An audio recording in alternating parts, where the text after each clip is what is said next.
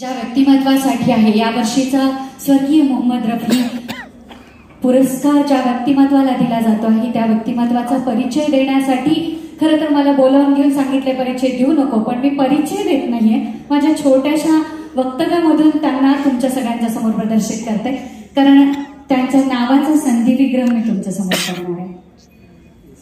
जितेंद्र. खरं तर जी अधिक इंद्र म्हणजे ज्या व्यक्तिमत्वाने, त्यांच्या नावाचा अर्थच असा होतो की ज्या व्यक्तिमत्वाने आपल्या इंद्रियांवर विजय मिळवलेला आहे.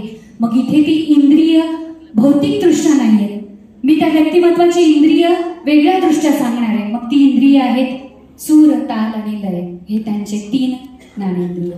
या 3 ज्ञानेंद्रियावर ज्या व्यक्तिमत्वाने आपल्या वयाची मात करत विजय मिळवलेला आहे. आता दादा म्हणाले की आज सुद्धा त्यांचा आवाज तसाच आहे, म्हणजे वय किती आहे ते न सांगता आज सुद्धा 25चा आवाज ज्यांच्या गळ्यामध्ये बसतो असे माननीय जितेंद्र बुरुक.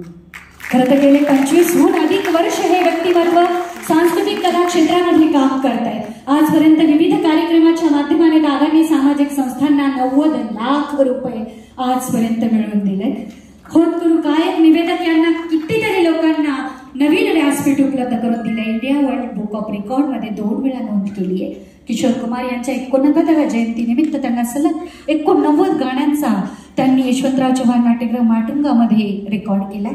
पुण्यामध्ये एकाच दिवशी 5 वेगवेगळ्या नाट्यगृहांमध्ये 135 गाणी सादरीकरणाची इंडिया वर्ल्ड रेकॉर्ड मध्ये नोंद करण्यात आली. आणि मला अभिमानाने आनंद आहे की त्यातल्या गणेश कला क्रीडा मंचमध्ये मी पण माझ्या शब्दाची गुंफण त्या रेकॉर्डला करू शकले, हे माझेही भाग्य आहे.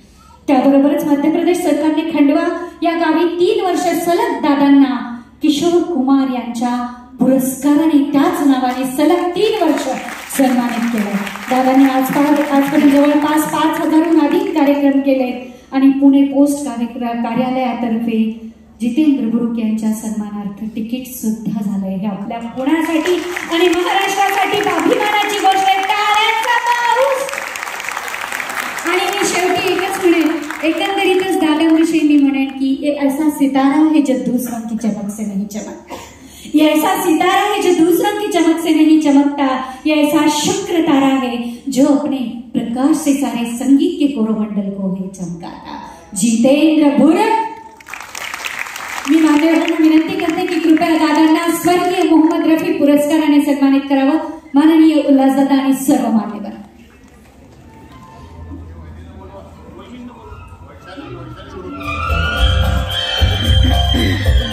मी माननीय वहिनींना मंचावर येण्याची विनंती करते. मी दादांना म्हणाले, माननीय वहिनींना विनंती, कृपया त्यांनी मंचावर यायचे. सपत्नीक पुरस्कार स्वीकारतात दादा.